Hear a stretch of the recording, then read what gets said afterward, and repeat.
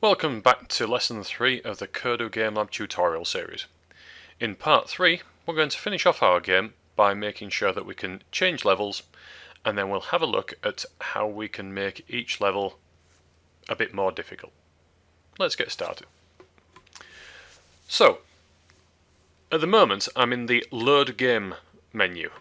So on here you can see that you have Play World and then we have Load World. You'll also notice that I have two levels set up. So what we've been looking at in the previous tutorials is Lesson 3 Level 1. However, I've also set up Lesson 3 Level 2.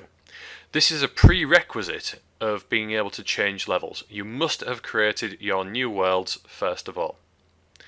So, let's go on to Lesson 3 Level 1, which we created earlier, and let's edit this level. Now, what we want to do at this point in time is we want to change what happens when we touch the tower at the end. We want it this time to actually go to another level, in this case level 2. So let's go and reprogram our tower. I'm going to select the object tool, I'm going to right click on my tower, I'm going to select program. You will notice that we've got the win event that we put on in the last level. What we need to do now is we need to change this tile, the win tile. So if I left click on that, it will bring up my window, and at this point what I want to do is I want to go to game and I want to select next level. Now at this point it says no level selected, so all I do is I left click on the X there and it will suddenly come back into this same menu that you saw earlier on, which is similar to the load game level, except at this point it's making us select the level we want to play. So if I go to Lesson 3 Level 2 and select that, I'm going to select attach, and now we've got our next level command set up. So let's test that it works. So let's play the game and try this out. Let's go into first person view and see if we can get to the end.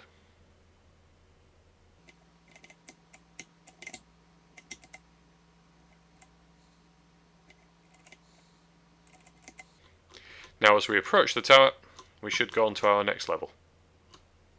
There we go. So it says this level contains unsaved changes. Do you want to save them? That's because I've made some changes without actually saving beforehand.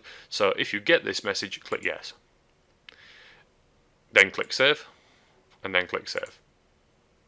Now here we are onto our second level. Now at the moment I haven't programmed anything on this level to be any different, except that the enemies will still move the same as the first level.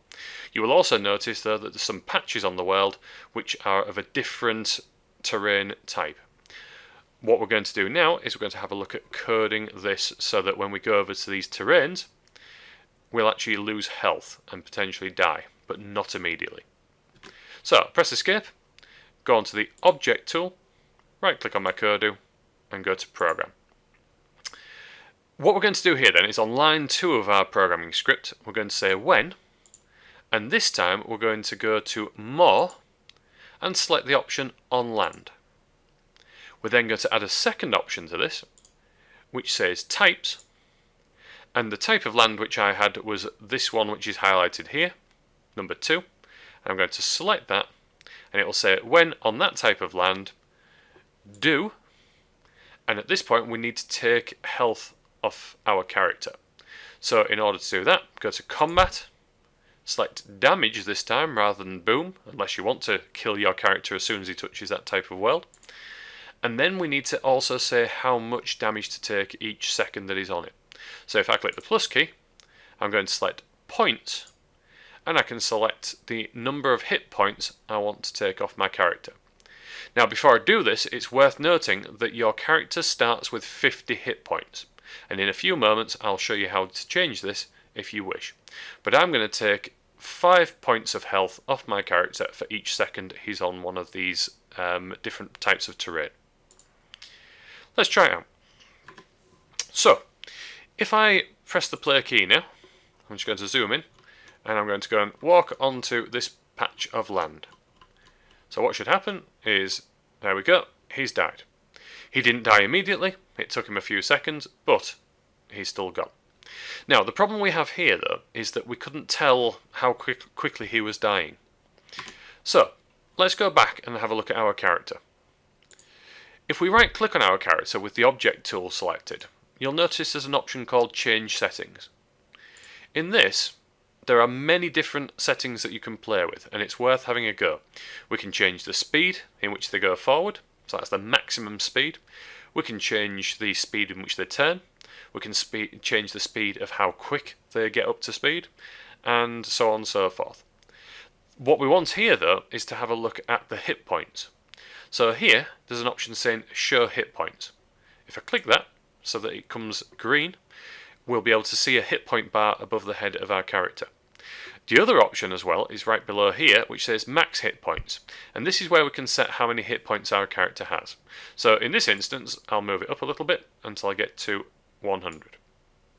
If I press Escape now and play the game, we can see the bar is above his head, and if we zoom into first person, you can see it's at the bottom of the screen here, and then if we go over our patch of land which will start to damage us, you'll start to see that the health will go down progressively. There we go.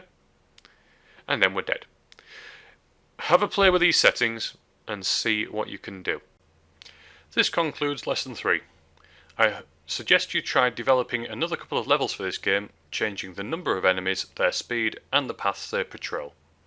Each level should get progressively more difficult. Enjoy playing with these skills, and I hope you join me in Lesson 4. See you soon.